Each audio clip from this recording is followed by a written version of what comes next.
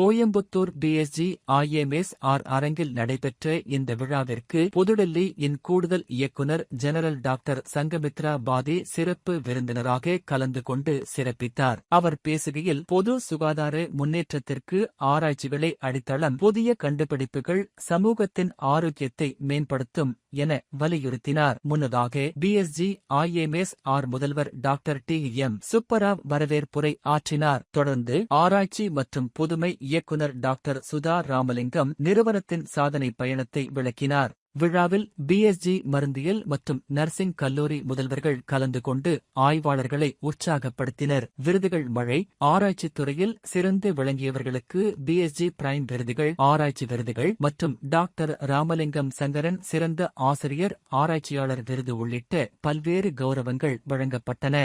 நிகழ்ச்சியின் இறுதியில் பேராசிரியர் அஷ்ரப் ஒய் நன்றியுரை ஆற்றினார். மருத்துவ உலகின் வருங்கால தேவைகளை நோக்கிய பிஎஸ்ஜி நிறுவனங்களின் இந்த முன்னெடுப்பு சமூக நலனில் ஒரு முக்கிய மைல்கல்லாக கருதப்படுகிறது. யூடியூப் டைட்டில் கவனத்தை ஈர்க்கும் தலைப்புகள். கோவையில் கோலாகலமான ஆராய்ச்சி திருவிழா. ஆனுவல் ரிசர்ச் டே 2026.